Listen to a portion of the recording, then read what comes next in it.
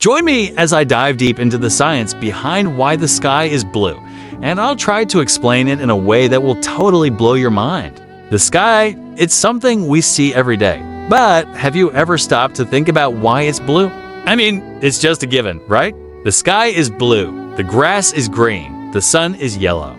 But what if I told you that the reason the sky is blue is actually way more complicated than you'd think? And that understanding it can reveal a whole lot about the way our world works. One of the biggest misconceptions about the color of the sky is that it's blue because of the ocean.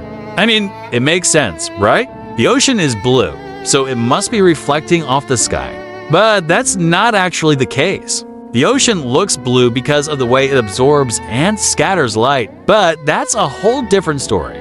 The point is, the color of the sky isn't actually because of the ocean. So, what is it then? Well, to understand that, we need to look at the science behind it. Another common misconception is that the sky is blue because of the way our eyes perceive color. I mean, our eyes can play tricks on us, right? But the color of the sky isn't actually an illusion. It's a real phenomenon that happens because of the way light interacts with our atmosphere.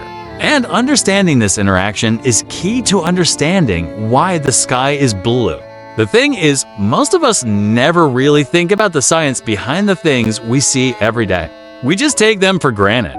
But the truth is, the world is a pretty amazing place, and understanding it can reveal a whole lot of beauty and complexity. The science behind the color of the sky is actually pretty fascinating. It's all about a thing called Rayleigh scattering, which is the way that light scatters off tiny particles in the atmosphere. When sunlight enters the Earth's atmosphere, it encounters tiny molecules of gases like nitrogen and oxygen. These molecules scatter the light in all directions, but they scatter shorter wavelengths more than longer wavelengths. And that's exactly why the sky appears blue. The shorter wavelengths, like blue and violet, are scattered more than the longer wavelengths, like red and orange.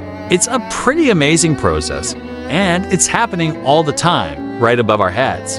The way that light interacts with the atmosphere is actually pretty complex. I mean, it's not just a simple matter of light entering the atmosphere and being scattered.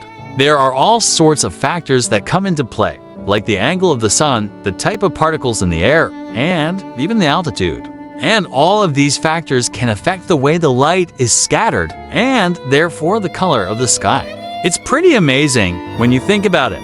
The sky can look different at different times of day or during different weather conditions. And it's all because of the way the light is interacting with the atmosphere.